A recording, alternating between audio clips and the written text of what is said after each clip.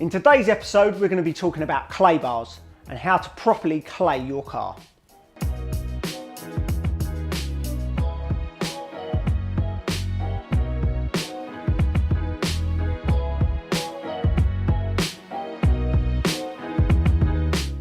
Before you get into clay bar in your car, there's a couple of steps that you've got to take. The first being a thorough wash.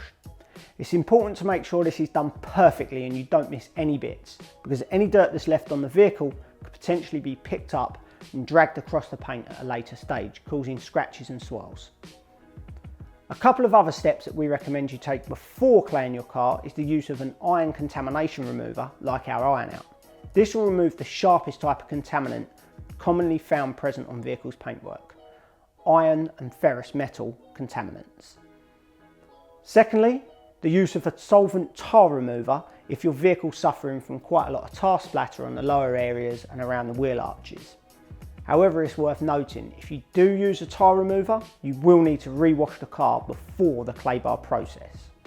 Before you get into it, you're going to need a few products. Obviously, you need a clay bar, but you also need a dedicated lubricant and some decent microfiber cloths too. So you need to take your clay bar and break around about a quarter off. Pop the rest to one side for use later on or next time you need to clay your car. Knead the clay bar out into a flat disc.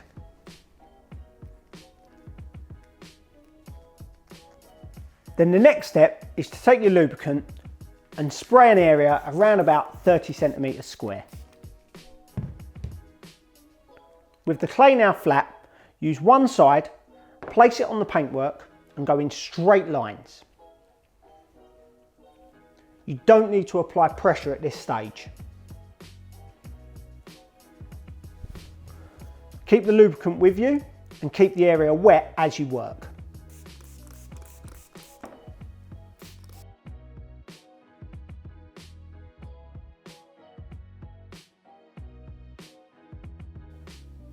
You'll actually be able to feel and hear the contamination coming off with a clay bar.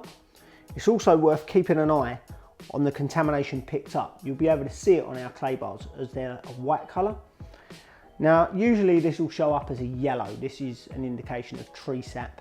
The darker brown and black is obviously a sign of tar. And there's other colours you might find in there depending on whereabouts you are in the world. But mainly in England, it's going to be road tar and tree sap.